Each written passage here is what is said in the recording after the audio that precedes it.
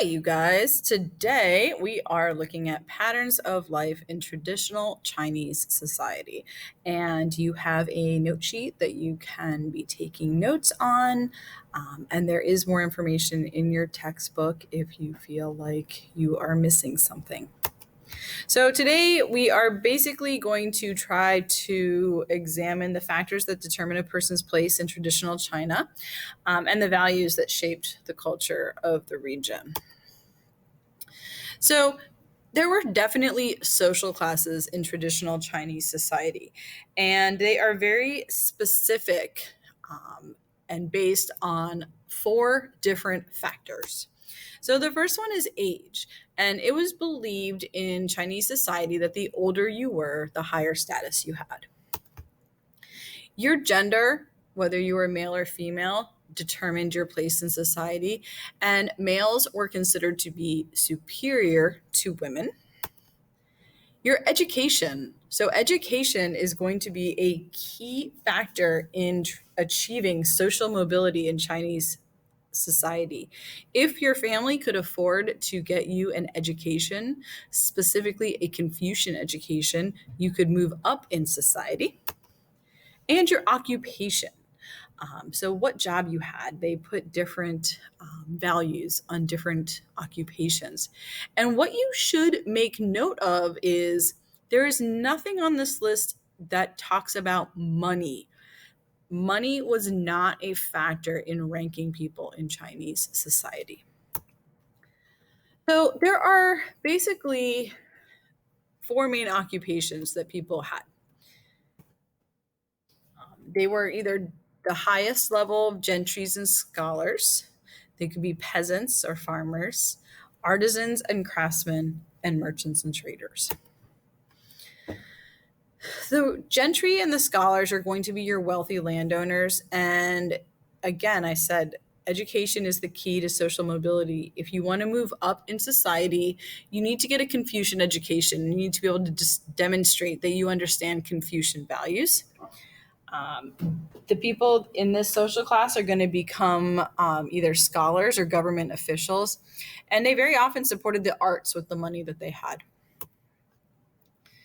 Now, the next social class is going to be the peasants, and again, I'm ranking them in sort of a social hierarchy. Peasants did not necessarily have money. But because the value of their labor was so high, they were given a higher social status than, say, the artisans or the merchants. Most of them had either a small plot of land where they worked, or they would work on someone else's land and just kind of farm it. And they lived in villages and they did what they could to pretty much just keep to themselves. They avoided the government as much as possible. Artisans and craftsmen are going to be kind of manual laborers that create goods, art. They were often exploited by the government for their labor. They were respected because they were seen to have a good skill set, but they were not as valuable as peasants who were providing food for people. But they could become very wealthy. And so, even though they did not have a high social status, they could then use their money that they made to educate their sons so that their sons could then move up and become part of the gentry and scholar class. Merchants and traders are considered to be the lowest of the social classes in traditional Chinese society because they weren't really seen as doing a lot of good for society. So they traded goods, but they weren't seen as really contributing a lot of positivity to the society. Again, though, despite the fact that they were sort of low on social status, they tended to be high on wealth. And therefore, again, they could use their wealth to gain social mobility for their children. Interestingly, soldiers were not given a very high social status. Sometimes military service would be required, especially if they needed to fight a war. And I just included some pictures of the Terracotta Army just because it's an interesting piece of art that has been uncovered. It was uncovered in the 1970s. And this is the first emperor, Qin Shi Huang, who, upon his death, they literally built this army, and each of the faces is different, and it was designed to protect him in his afterlife. So it's just sort of a piece of art and history all wrapped together. So a typical Chinese family was going to be a joint family, which is like an extended family. So you have grandparents, aunts and uncles, everyone working together to survive. Peasants, really only the strong peasants survive. It was a very hard life. And gentry tended to go on for many generations and have very large families because their lives were just not quite as hard. Some members of the gentry would let their fingernails grow really long to show how little to no manual labor they had to do. It was sort of a status symbol. One concept that you're going to be reading a little bit more after we take these notes is filial piety. Filial piety is a really big part of Confucianism, and it's defined really as the duty and respect that children owe their parents. And this goes parents, grandparents, even your long dead ancestors. And it's this idea of putting your family before yourself, taking care of your parents and your grandparents.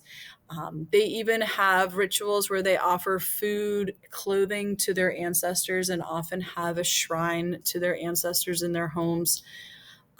And very often the sons were the ones who were responsible for carrying out the filial piety duties. A marriage was arranged. Gentry would base their marriage on social position. So, what could you get for me? What could I get for you? Peasants were looking for a woman who could bear sons. So that was kind of their main goal, was to have a woman who would have sons. There were other people involved in the whole arranged marriage process, including ancestors being consulted. They would have a go-between for a dowry. So potentially, you could have a sack of rice and a couple of goats and trade it for someone's daughter, and that would be your dowry. And the priest would pick a lucky day for the couple to get married. And it's possible that you could marry someone that you never met before. So it was very, very different than we think of marriage here. All right. So again, we've talked about the Confucianism and this idea of superior and inferior people. And women were clearly inferior to men. And when a woman would get married, she would leave her family. And depending on how far away she moved, she may never see her family again. And that's why it really was important for families to bear sons, because a son would grow the family, whereas girls you would just raise and send to live with someone else. There was a saying in traditional Chinese culture that the birth of a daughter brought small happiness instead of great happiness. So, and that'll become important also later on when we talk about China's one-child policy and the impact that that has on it. Another symbol of women's inferiority is the practice of foot binding, where women's feet were bound from the time they were very young girls, in order to make them very small so that they could be considered beautiful and a marriage could be arranged. And I have a video on foot binding that you can watch after you finish this video. But you can see here a picture of women, and those are the shoes that they would wear. And again, mostly foot binding happened in the upper classes, women who were not going to be working in the fields. Peasants, it would be very impractical for them to have their feet bound. And foot binding continued until 1911 with the fall of Imperial China. So, there are some women that could still be alive today that went through the process of having their feet bound, and it was extremely painful for the rest of their lives. Here's a woman, you can see how tiny her feet are, and she started having her feet bound when she was only 7 years old. And you can see that's a really current picture. So, this is not just history. And again, you can see that the feet are very tiny. But this is a really good quote. But at the time, if you didn't bind your feet, no one would marry you, she said.